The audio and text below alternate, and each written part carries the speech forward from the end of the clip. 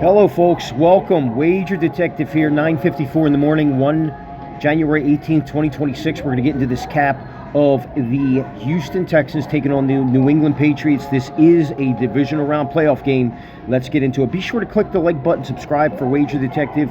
You can find me on Twitter and YouTube, my main platforms for sports analysis, insight, and just sharp leans. Okay, and all your support is greatly appreciated. Let's get into this cap here as we look at what the Patriots and Texans have done against each other. Now, if we look here, this is the Texans profile versus the Patriots, and you see a lot of losses here. From 2012 to 2018, they couldn't beat the Patriots. As we all know, that was the Tom Brady era, the Bill Belichick era. As we get closer here, after Brady left, when the cat's away, the mice will play. You look at since 2019, and you look and you just say, they're starting to turn a corner here, okay? They're starting to turn a corner. So, 7-18 all time, as you can see the record there, right? But 3 out of the last 4 meetings, the Texans have won. And we know the total is set today at 40.5. And we also know that the Patriots are favored by 3.5. If you look at it, all 3 meetings, their most recent meeting was in 2024. They beat the Patriots at Foxborough 41-21. They lost at home against them by 3. And then the other 2 games, they were at home. This is going to be on the road. This is going to be on the road here.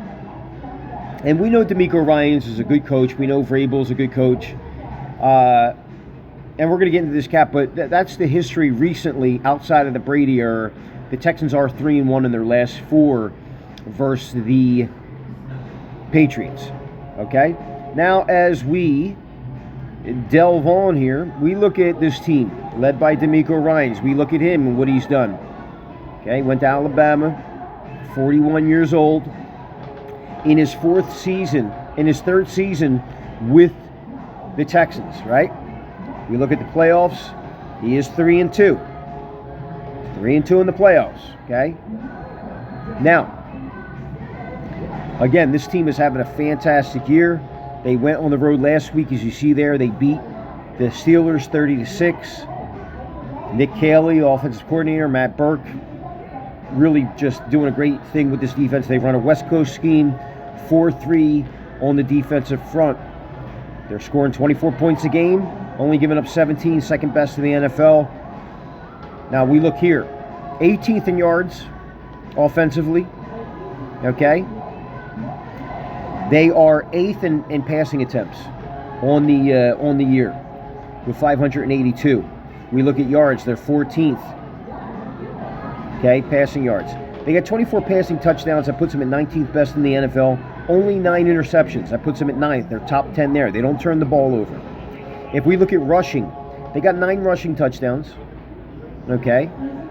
But they've given up 13. So they're not really prolific on the ground. They're 27th in the NFL rushing, but they're way better on the defensive side of the ball. Only giving up 13 rushing touchdowns on the year. Puts them at 27th in the NFL. Now, if we look at where they start their drives at, they're 19th in the NFL, is a second in the NFL on where they start their drives. They started at the 32.5-yard line, right? Look at defense. Their opponents start on the 27. Now, if you look at their offense, time of drive, plays per drive, both ranked 19th. You look at yards per drive, they're getting less than 3 first downs per drive. That puts them at 27th. Not good. But again, we got to factor in the fact, let's go back to this. Look at that strength of schedule, guys. 2.16. That's well above average on the opponents they've played. So you factor that in, they're averaging 2 points per drive. But you look at what they do against their opponent. We look at what they do against their opponent. Number 1 in defense of where their opponents start their drive from. Number 1 in time per drive for their opponents.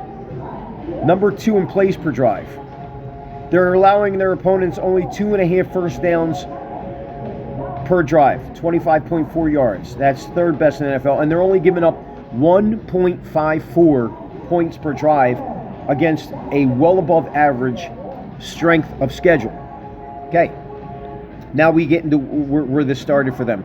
You look in the beginning of the season, this team went through the gauntlet. It looked horrible. But even after they went 0-3, Wager Detective said that this team is going to turn it around. They're still going to make the playoffs. I would have loved to have seen what it was for them to make the playoffs when they were 0-3. But you look at the first 3 games, Rams, Buccaneers, Jaguars. 2 of those teams made the playoffs, right? Okay? 2 of those teams made the playoffs. The Bucs should have made the playoffs. You caught the Bucs when they were playing great, when they were really steamrolling, and they weren't getting it together. After that, they start to pick up a little bit of steam. They beat Tennessee. They beat Baltimore. Then they run into the Seattle game. They lose there. Seattle, we know what they're doing. They're an absolutely fantastic team, and they're having a great year. Then you beat San Francisco. Then you lost to the Broncos, another playoff team. Nothing to be ashamed of there. You lost by 3 there. Okay, we're going to look at that. And then they avenged the Jaguars loss. And then from that point from after the Denver loss, they went on this winning streak that continues now. So they're at 1, 2, 3, 4, 5, 6, 7, 8, 9, 10-game winning streak. Okay? Going against a couple playoff teams in there. Look, hey, listen, Jacksonville, Buffalo, the Colts were supposed to make it there. Chiefs, you say what you want. Still the Chiefs. Arizona, Raiders, but then the Chargers and the Colts again. And then you go into the playoffs and you beat Pittsburgh 30-6. Okay, you held them, Pittsburgh, to nothing against a proverbial Hall of Fame quarterback in Rodgers. Now we look at what they do. 3rd down conversions, only converting 37%. Again, you factor in the strength of schedule, one of the toughest ones in the NFL this year, right? Red zone, 25 of 54 on offense and 25 for 44 on defense. There's no plus minus on their red zone touchdowns on offense and defense. 30th in the NFL there, and then 16th on defense and giving up the red zone touchdown 57% of the time. Okay. C.J. Stroud, decent quarterback. Ohio State product, 19 touchdowns, 8 interceptions. Okay. Been sacked 23 times. He does have 2 game-winning drives. Okay. They're going to be without this guy right here, Nico Collins. On the ground, they're just really not. Chubb is going to probably be have to be a factor in this game. He has 3 touchdowns on the ground. But you look, they really got nothing going on. Stroud's gotten in there once. He might have to step it up at some point and maybe sneak in for a touchdown. We look at receiving touchdowns. They're going to be without Nico Collins there. But you got Woody Marks. You got Dalton Schultz. You got Jaden Higgins. You got Xavier Hutchinson. You got Jalen Noel. They got some guys over there that can get it in from the receiving department. Okay, look at Fairbairn, their kicker. He is 11. He's 16. He's 44 or 48 on field goals this year, which is absolutely fantastic. He leads the NFL in both those, in field goal attempts and field goals made. 9 for 13 for 50 plus. He's a perfect 16 for 16 from 40 to 49 and perfect from 30 to 39. So this guy has experience. Game gets close. 28 extra points, 86 kickoffs, 25% of those landing for a touchback. So you can see why they have a pretty good special team kicking team there, and why their opponents don't start off their field position at a good place. Tommy Townsend, 72 punts this year, 41.6 yards per punt, net yards per punt. Not really great. Okay. He does, but 42% of his punts are landing inside the 20, as you see there. That's pretty solid. Hasn't been blocked this year. They're pretty good there. Now we get into this defense. I got 4 names for you: Bullock, Stingley, Lassiter, Petrie. Keep those guys in mind. All 4 of those guys have the 4 horsemen. You might as well call them the 4 horsemen. 4 interceptions apiece, right? 19 interceptions, guys. Absolutely fantastic. All right? And then you look at forced fumbles. Bullock gets in there for 1. Stingley's got 1. Okay? What else? Who's leading the charge with the sacks? Look at that. Let's unhighlight this. The 4 horsemen. Will Anderson, 12 sacks. Daniel Hunter, 15. Okay? Autry, Danico Autry, 3.5. Derek Barnett, former Eagle out of Tennessee, with 5. 47 sacks, guys. Pretty solid. We look at tackles for loss. 91 tackles for loss. They're in the backfield, guys. Henry Tutu, 9. Daniel Hunter, 15. Keep an eye on him. Will Anderson. So you got guys over there. Hunter, defensive end. Anderson, defensive end. Guys that can sack, get to the ball, carry it behind the line of scrimmage. They're fantastic there. Will Anderson, 20 tackles for loss. Hunter, 15 tackles for loss. Lassiter, chipping in with 7. Tutu with 9. Quarterback hits. Look at that, guys. 22 for Hunter and Anderson are the big guys. So Hunter, Anderson, Bullock, Lassiter, Stigley, Peachley, those are the guys that really motor this defense. And look at all the Pro Bowlers here on defense. Guys. Al-Shahir, Stingley, Hunter, Anderson, all Pro Bowlers. And when, listen, you got other guys over there that didn't get into the Pro Bowl. They're fantastic on defense, guys. Absolutely just a really good, solid team. Now, if we look at them, they don't turn the ball over a lot. They only have, in their last 5 games towards the end of the season, they only turned the ball over twice, right? In the game against Pittsburgh, they turned the ball over 3 times. You're going to find regression back to them not doing it. And listen, they turned the ball over 3 times and still won by 24 points. And I doubt that they're going to come into this game and turn the ball over, because look at how many times they've gone this year without turning the ball over. They had 3 against Jacksonville. They lost by 7. Think about that. In this game right here, had 3 turnovers, only lost by 7 points. Their defense is solid. I expect it to be solid here. They turned the ball over 3 times last week against Pittsburgh. I think it goes back to none this game, and that's going to be really tough for New England to overcome if they do turn the ball over, which they don't. I mean, May has only turned the ball over, I think, 8 times. But again, as we'll get into that, against a weaker schedule. Now, we look at what they have done to their opponents. Look at that. 29 turnovers, so they're plus 17 turnovers on the year against superior competition than what the Patriots have seen this year. Okay? I know that's going to be the narrative, but I got to buy into it. I got to see. And you look at that.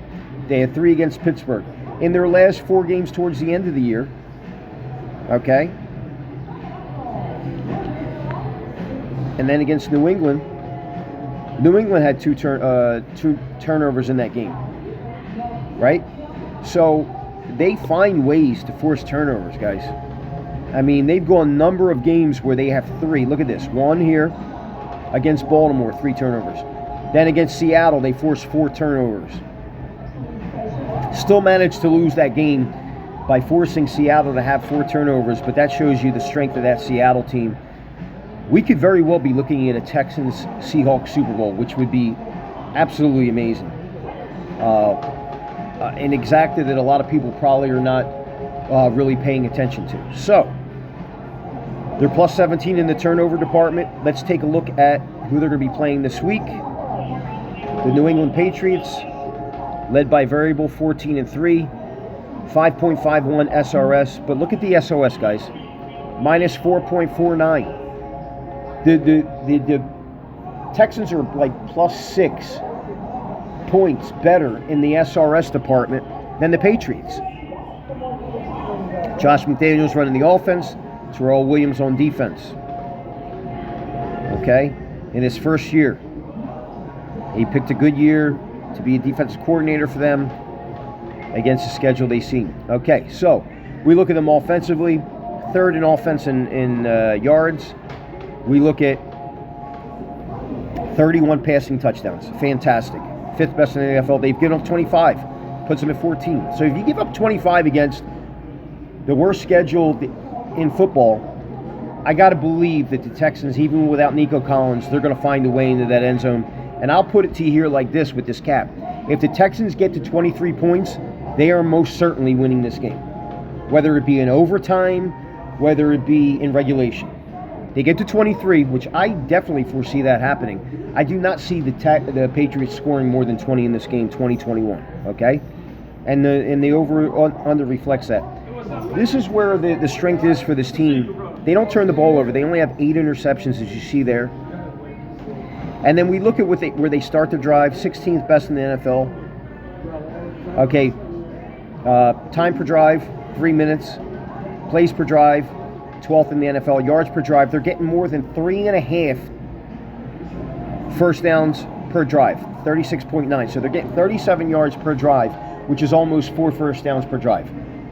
I don't think that they'll see that. I mean, we just shown you that the Texans are only giving up 2.5 first downs to their opponents per drive at 25 yards per drive. Now, if you look at that, you can pretty much assume that they're not going to get that against this Texans defense. Maybe once, maybe twice the whole game. There's going to be a lot of stalled drives for this Patriots team. And if you look at the Patriots, 2.60 yards per drive, points per drive, puts them 4th best in the NFL, only giving up 1.81. All reflected in the strength of schedule for this team. Now, we look at what they've done. Lost the first game of the year against the Raiders. Lost versus Pittsburgh. Lost versus the Bills. Those are their 3 losses. We look at their wins at Miami, right? They beat the Panthers, crushed them. They beat Buffalo in Buffalo when I had them in that game when they were just Bills were on a run and nobody was giving New England a chance. They beat the Saints only by 6, right? You beat Tennessee. Everybody did this year. You beat the Browns, pretty impressive, 32-13, but you were at home. You beat the Falcons by 1 at home. You go to Tampa Bay, you beat them by 5. I don't think that Mayfield was in that game. You beat the Jets by 13. You beat the Bengals by 6 in Cincy. You beat the Giants. I don't think you had in that game. I don't think that Dart was playing. Then you lost. Buffalo revenged their loss. Then you went to Ravens. You beat them by 4. I think with a backup quarterback. Then you crushed the Jets and the Dolphins to close out the year. And then in the playoff game, you played the Chargers with no offensive line for their quarterback. Herbert is so overrated. I think they definitely need to work on that offensive line. But the guy is just just a horrible performance in that game. And then we look at their offense. 6th in the NFL, 43% conversion rate on 3rd down. That's going to be tested here. And then you look at red zone, though, here. 17th best in the NFL, 36 for 63. That puts them at 17th best in the NFL, guys. Right? But they are still +9 compared to their defense, giving up 27 touchdowns and 40 red zone attempts. So they're giving up 67% red zone opportunities to their opponents, which is not good. I mean, you know, the Texans were 25 and 25 to their opponents, but in a way tougher SOS. I got to keep driving that point home. I was talking about this in week 10, week 11 for the Patriots. Now the narrative is finally caught up, but I think the Patriots fans and the bettors are going to still lean. You see the market leaning towards them. You see it here, 17th best in red zone, right? So they have all these great stats on what they do, points per drive, right? 4th best, yards per drive, but they can't get it in the red zone. They're only 17th. And now you're going against one of the best red zone defenses in the NFL. One of the best defenses, if not the best, right there with Seattle in the NFL. So if you look at that, and listen, I'm not going to take anything away from Drake May. 72% completion percentage, has 31 touchdowns, only 8 interceptions, 8.9 yards adjusted yards per an attempt. That's his ADOT. And then 113.5 rating, best in the NFL, 77.2. I mean, he leads in all categories. He did make the Pro Bowl, All-Pro second team, 1 fourth quarter comeback in 2 game-winning drives. All right, 9 on the ground from Henderson, 7 for Ramondre Stevenson. Drake May snuck in for 4. They got 22 on the ground compared to only 9 for the Texans, right? On the ground. But I factor in the strength of schedule. Now, you look in the air, you look at Henry Huntley, 7 touchdowns, Kayshon Boutte, 6, Stephon Diggs, 4. Those are the main culprits. And they got a bunch of guys with 3. Douglas, Kyle Williams, Efton Chisholm. They got guys that can get it in. 53 touchdowns from scrimmage. If we look at defensively, interceptions, they got 10. So they're -9 against the Patriots. 4 horsemen in Stingley, Bullock, Lassiter, and Petrie. Definitely better secondary there for So Drake May will be tested. Forced fumbles, they have 10. They have 20 fumble recoveries. But as we say, the Texans don't turn the ball over. They really don't. And there's more of an interception factor than it is them losing the ball on the carpet. They got 34 sacks, 87 tackles for loss, and 8 quarterback hits. If we look at kicking, Andre Borregales, I'm not really sold on this guy, guys. 4 for 4 from 50 plus, solid. 7-11 for 40-49. He is 27 to 32 on field goal attempts. So we definitely have the better field goal kicker with the Texans. He is 53 of 55 on extra points. 96 kickoffs, 26 landing inside the landing for a touchback. So not bad, but definitely a clear angle for them. Bryce Barringer, okay, he's got 51 punts. And the kick and punt, definitely got the better punter with the Patriots. No question about it. But 47 yards per punt, but only 40.6 on net yards per punt. Okay, he does have 51 punts, and 41% of them are landing inside the 20. That's going to be tested as well here versus this Texans team that has one of the better starting field positions in the NFL when they start their drive. Okay, if we look at Christian Gonzalez made the Pro Bowl. You got Marcus Jones, All-Pro second team. Guys, if I'm looking at this game, I feel like the money line is mismatched. We'll take a look at that right now to see where that's at. The recent history has leaned to an over between these teams. But I think this is a buzzsaw game. I mean, I just don't see the Patriots being a minus 174 here. And I think they're going to be tested. And I think the Texans don't turn the ball over, and neither do the Patriots. But the Patriots played a very tough schedule. And if you look at some of the wins against the teams that did not even sniff the playoffs, there was a couple games there where they just could not. They were getting out of their wins. I got a team that won 10 in a row.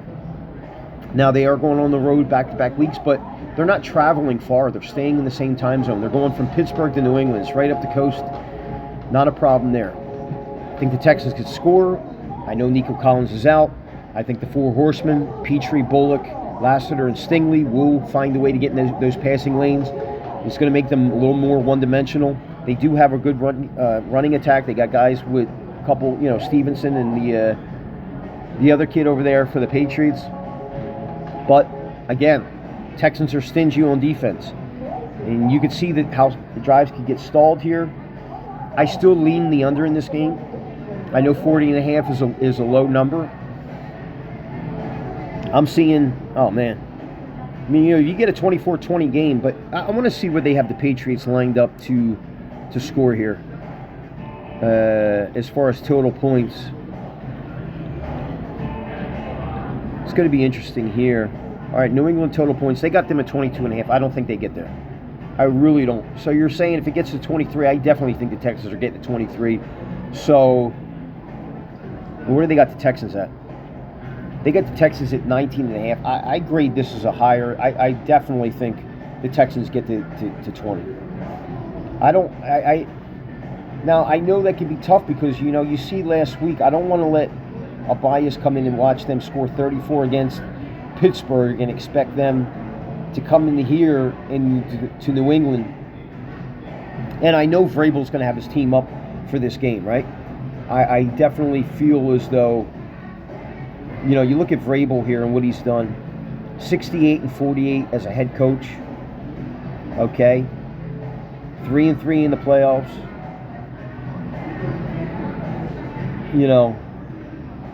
2-3 with Tennessee, and then 1-0 with the Patriots.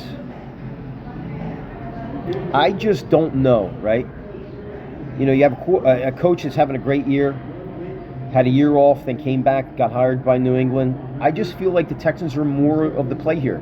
So what I'm going to do is show you this real quick right here. I'll show you this. Alternate spread. I want to show you something here. Okay, alternate spread. If you take the Texans, you could take a money line. I feel strong with that the more I look at this game. But if you look at the Texans, plus 2.5, the number was 114 this morning. Now they're jumping it to 116. I like having the idea of having them 2.5 points in my back pocket, because they could be down, they could be up by 1 or up by 2 late, and then field goal comes down, and maybe they find a way to win this game. I will most likely do that for this game, but I definitely see the Texans covering that 2.5, possibly winning outright too. I don't see the Patriots moving the ball. I see a lot of stalled drives. I can see this guy Borregales missing a field goal or two. I trust the kicking game. I trust the special teams more for the Texans. The only thing the Patriots got going for them is they are at home. But I'm riding the team that's on a 10-game winning streak, played a tougher schedule, didn't have to go far from traveling from Pittsburgh to New England, right up the coast. It's not a far drive. Comfortable. 3.5 is really a gift. I'm going to move that to 2.5, get the plus 114. I wouldn't blame you if you took the Texans money line, plus 146, but I'm going to move it to 2.5, get that plus 114, and I don't see the Patriots scoring here. I really think the Texans are going to come out, get the job done, hold this Patriots team to a minimum. Points are going to be a minimum for this team. Drake May hasn't seen a defense like this all year long. The first case was last week against the Chargers. It gets tougher here. I think Stroud is his time to shine. I think D'Amico Ryans in this spot. They're hungry. They're there. Patriots get too much love. That spread should not be 3.5. If you want to do that and lay the 122, I think you're comfortable there, but I got to go for the plus money. I'm going to move it a point, get the plus 114, and I think this game ends probably 23-10, right? 23-17.